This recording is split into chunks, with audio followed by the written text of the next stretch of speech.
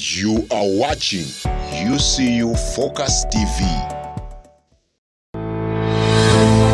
We are going to put the 25th Guild government in your pocket. For us to go further, we ought not leave anyone behind. Everything that is finance related will draw students away. And that is why we are going to look for gaps where the Guild government can step in. I don't respect suits. I respect the acts of the people in suits. The MP, in his right sense of mind, is supposed to follow up.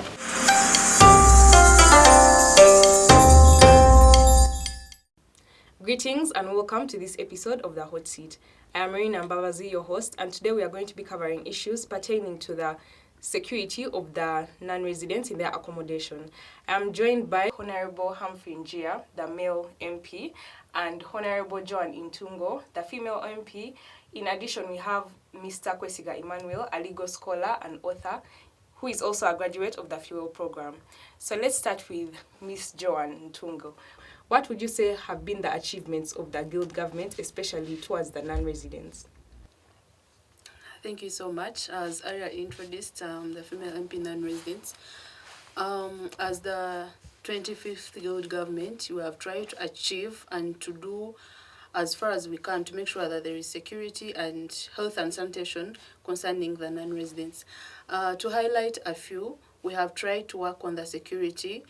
For example, last semester we had the class rounds whereby we were joined by the OC of our police station within the university and the DOSA, whereby we did the rounds in all the classes, talking to students how they can try as much as possible to maintain the security in order to avoid the cases of insecurity and property loss. Then for the girl child, we have tried to cooperate, and we are going to carry out hostel rounds come this weekend, whereby we're going to visit hostels, trying to check the hostels that don't have the incinerators. As far as we know, that is a key to the girls' sanitation and health for the betterment of every girl child out there within the UCU fraternity. So we are going to make sure that every hostel that has the girl child as a student in that facility, they are supposed to have the incinerators where these girls can burn or expose their sanitary pads. Then for the issue of security, again, we are going to address the issue of lights, whereby we are working hand in hand with the Hostel Owners Association. This is a group that we have formed whereby all hostel owners can join us and work hand in hand with us to make sure that we solve the increment of security issues that are running within the university and even outside the university. Those are the hostels, whereby every hostel, let's say the hostels are closed, these hostels are going to help us so that they can put security lights. Those are the gates. And then with the dark spots that we have tried to come up with, we are going to put the lights in different areas. Yes, that's highlight a few. Thank you. Honorable Njia, speaking from the male student's perspective, what would you like to add on to what Honorable Itungo has said? Well, thank you very much for having me. I'm happy to be here. As earlier introduced again, I'm Mwanguzi Humphrey Njia, and I'm the non-resident MP. She has literally covered almost everything that we have been planning to do or that we have done so far. At the beginning of last semester, especially on the issue of security, the beginning of last semester, we saw that we had first years coming in. And when you visit the police, they will give you some reports there that theft was again increasing. So we did class rounds with the OC. We went to the police. They drafted guidelines which students should follow to help them with securing their things, keeping their things safe. And we went class by class. We didn't segregate and said just the first years. We did class by class. We educated. We went to community worship. We spoke of those guidelines as well. My colleague has already said that about the Hostel Owners Association. We called them, we gave them the guidelines. We are like, look, take these, put them up at your hostel. If you can have a small meeting, talk to them. We also had a meeting with the RAs, the people of Insight. We had a meeting with them as well. We also educated them on these guidelines. So we didn't say that this was just for the non-residents. We looked at students and security. You see that that was a major highlight on most of our campaigns, especially us, the non-residents. So that we have done that. And we have also had several meetings with this association of hostel owners in regards to the lights. We have met them.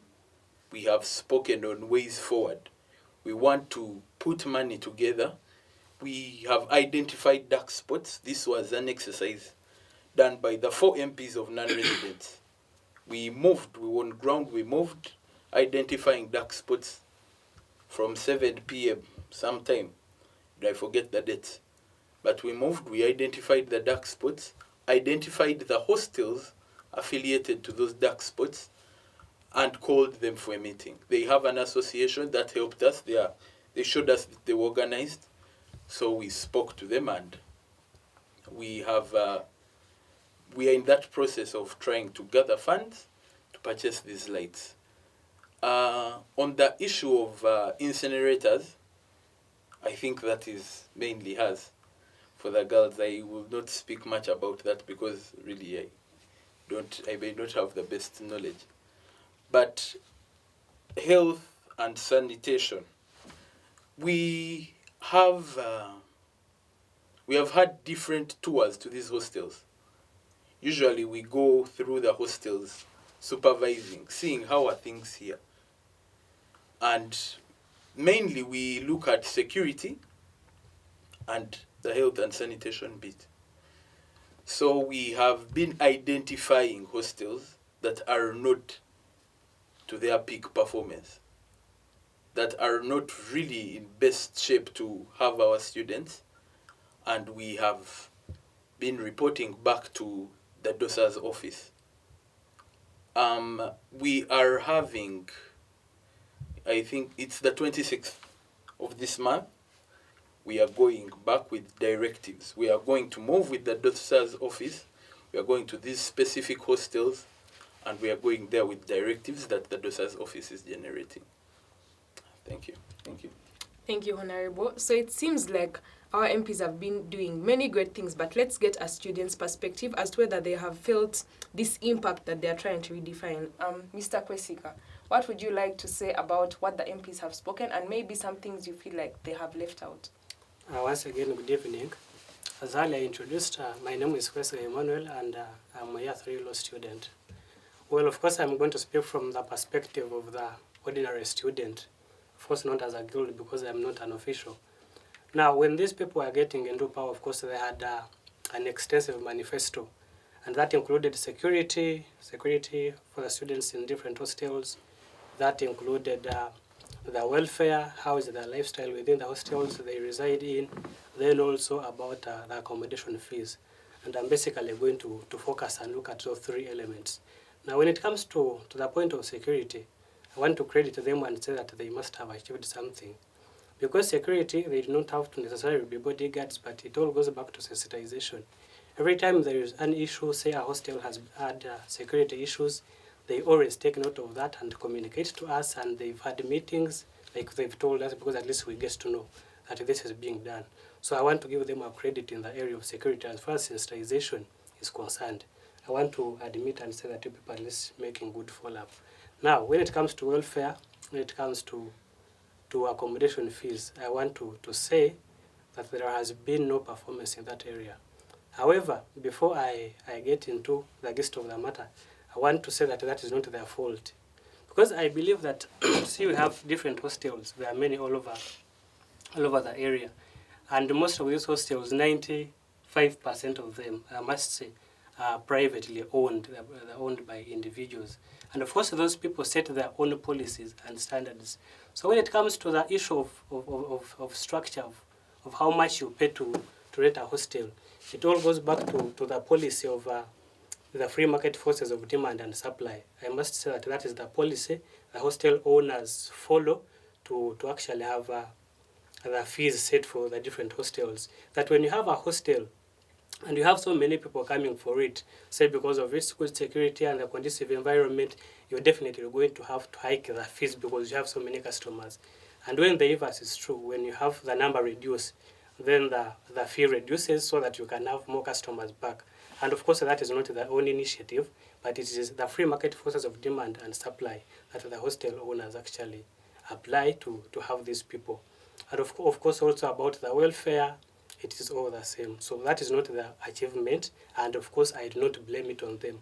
It is not their failure to perform, but it is because they do not have the jurisdiction or their mandate does not have influence over the hostel owners. Because when I've had a structure set up, I'm going to set rules for it. You either can afford the expenses for it and everything, you get in, or if you cannot, then you walk away. So definitely, whether there is good performance in that area or bad performance, we do not blame it on them. So all said and done, I must credit you for your good score in the area of security regarding the hostels. Then about the lights, of course, like they've been mentioning, they've made mention of that they have to, there is a hierarchy they have to follow. So the fact that they haven't been able to score in that area, we also do not have to blame it on them because they do not have the finances to wake up one day and have those lights put in the different spots like they've mentioned. It is a process that they have to go through. So we shall wait and see. By the time they get out of office, we'll have to see if that has been achieved or not. But for now, we wait and see. What has been achieved so far is good performance in the area of security. The rest, there isn't good performance. However, we don't blame it on you. Thank you. Thank you, Mr. Kwesiga. We'll be uncovering more about what our MPs can contribute to the issues that have been raised by Mr. Kwesiga after a short commercial break. Can you imagine I'm going to the university? Hey, I can't wait to experience the freedom that comes with campus life. When you're going to Akuze, I want to marry her. So you've given up on that dream already? It is the only person that could possibly understand my pain. Joke about anything else, but not one of my sisters. Please giving me excuses. Let's go!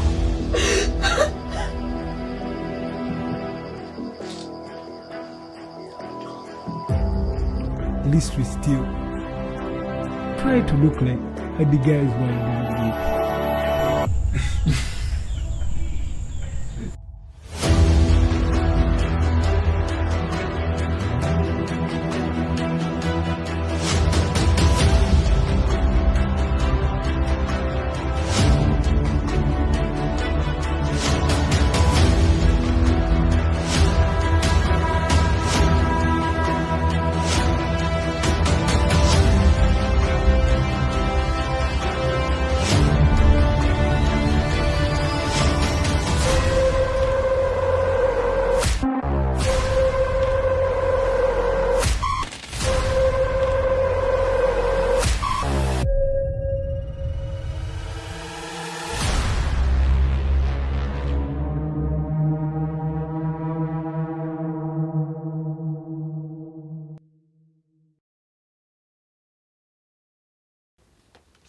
Welcome back from our commercial break. So previously, we covered the achievements that our MPs have been able to have during their tenure, but they haven't told us the different challenges that they've been facing.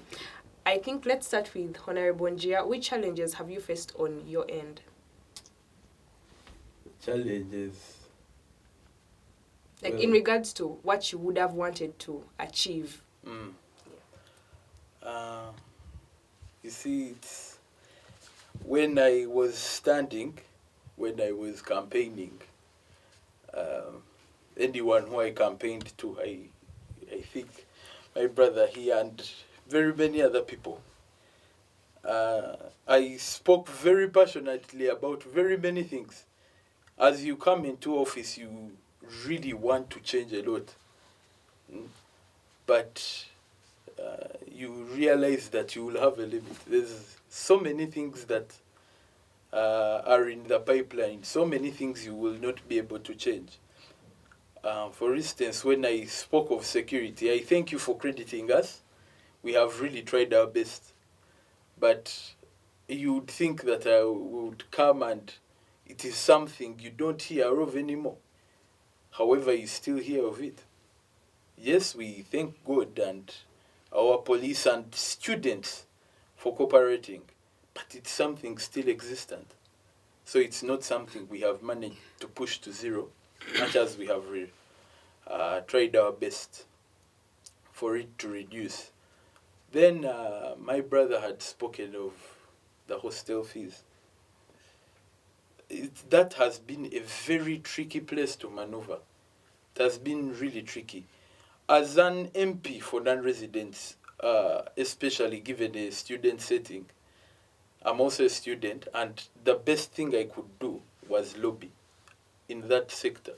And trust me, my colleague here, Honorable Ariko, Honorable Nanshemeza, and very many other people in the guild government have tried our best. However, as you said, it is something, this is a private business. You're not going to come and dictate that, you look, we pay 1 million. For instance, here at David Zack, we can't just go and tell them now pay 1 million. We say Sky Courts pay 800,000 students. We can't do that. However, I would be a bad person to leave this platform without thanking the administration, who have really, really, really been on our side. That issue that you've spoken of the hostel fees, we presented it to our former DOSA, and she always helped us. Even they kept carrying it forward. They've been helping us, and they looked at it in such a perspective of, okay, this is a business, we can't shout at them reduce money, but once they increase, let us go and we see how their services are now being provided. And now, every hostel that you see that they are paying this amount of money, they're paying this amount of money. Best believe, if they do not, they give a certain standard of services. And if they do not, we are still coming. We are coming, I've told you the 26th. We are coming to find out. We're like, oh, you pay 1.5. How is this service being rendered to students? You can't be paying that amount of money and you have no incinerator. And girls are suffering like that. We can't accept that. So we have had some challenges, but it's very hard to go 100%. But we are happy and we shall keep working to our last day. Honorable Intungu, apart from the issues pertaining the hostel fee, which other challenges have you faced so far? Well, I would like to thank my colleague, the student, who has tried to credit us for security. And personally, we have tried as the guild government, and first of all, I would like to thank the guild government as well, the 25th guild government, because we can't be everywhere at the same time as the MP non-residents.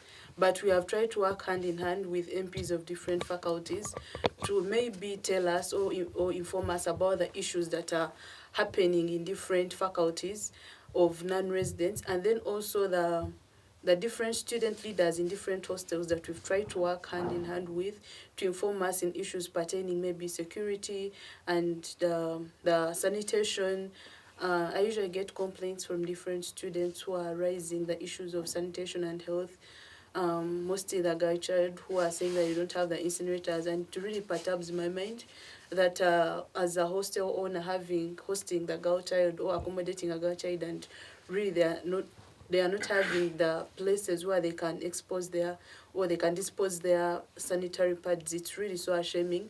But as the female MP non-residents, we've tried so much so that these hostels, however much it takes, they accommodate the female students, but again, they have to know what it takes to accommodate these students for proper hygiene. And then the issue of hostel increment, really, I believe that we are also students, as my colleague said. It's so hard to wake up one day and go and attack or confront a hostel owner and tell them reduce this amount of money. But however, there has to be a criteria, or if they are told us they have increased to 1.5, what is this money going to do? Have they put any new changes? Let's say it's Wi-Fi, let's say it's maybe a common room, or maybe the standby generators. So we have to follow that criteria, and as he stated that on 26th we are going to have we have to visit those hostel owners, and I would like to thank the administrators, because really wouldn't have done much without their help. Because we as MPs, we are also students. I will need such hands, or we need administrators to back us up in order to impact on those issues that are pertaining the students. Then on the issue of security, I would like to call upon the UC fraternity and maybe inform them that the security starts with a student individually, because we cannot be in every hostel room or everywhere at any time. And what do I mean by this? It's upon you to lock your room as you're leaving. It's upon you to know the time you're supposed to be out of your hostel. Because there are incidences where we are receiving security issues, like someone is out at maybe midnight or 1, and these issues really perturb us so much. And so I call upon all of us to mind about our security individually. Before we come in, let us find out that you've done your part, and we do our part to involve the administrators and then maybe the hostel owners to see how we can analyze such issues. Yeah. Thank you, our MPs. From a student perspective, Mr. Kwesiga, which challenges do you think that the guild should work on? Like, at least before you graduate, you want to see something new in your accommodation. What would it be? Oh, that still sticks to the sphere of discussion. That is about residences and whatnot. Well, it must be the same issues. It is still the same issues, because they are not different, they are not distinct. It is still security, it is still fees, and it is still students' welfare in the hostels they are in. However, what I can say, well, in as much as I say this to the guild, but I know the association that you just made mention of is in better position to effect that. Because you see, it is not all about us hearing that such an association exists, but it is about seeing it work. Because now when I hear it, when I get to such platforms and hear it about in social media, or when I interact with an MP, then it just doesn't make sense. I want to see that this policy at this hostel has been changed because of the intervention of the association. It is not all about us getting to know about its existence, but seeing it work. And you see, these are students just like us, in as much as they have power, but it is just a little bit elevated than we are. But I'm thinking that if this association can actually become so active and take our issues so serious, because it being association, I'm sure they have a leadership, they have a chairperson and a vice and whatever positions they hold. If these people can actually organize and say that we've had a complaint that this and this is happening at David's Ark Hostel, and so we are tasking you, the management of this hostel, to change this with immediate effect. That is easily going to come into play than when it is just the mere students complaining to the doctor's office and you know. So it can easily be effected if the association is actually being so serious about the purposes that I believe it is actually meant to serve. Their role, I believe, should be just to bring to their attention such issues, and then the association implementing it, of course, together with the help of the university administration. Because I know just them alone cannot actually do anything. Because if it is, of course, like I credited them, if it's identification of issues, which I believe is their prime objective, because they have no mandate to put anything into practice, if it is them being an eye for the association and for the university, then they've been able to do that. Let us see the doctor's office, the university administration, getting in touch with the association and having our issues addressed. You see, what I know is that it is so hard to complain about the fee structure, but there should be good accountability. That if this hostel is paying up to 2 million, then the 2 million should actually be given accountability for that. Yes, that it is a very good room, it has all the necessities, the environment is okay, so it is very comfortable for a student inhabiting that room. That is all we want to see, just basically that. Okay. Thank you so much to our MPs and our student representative for this insightful discussion.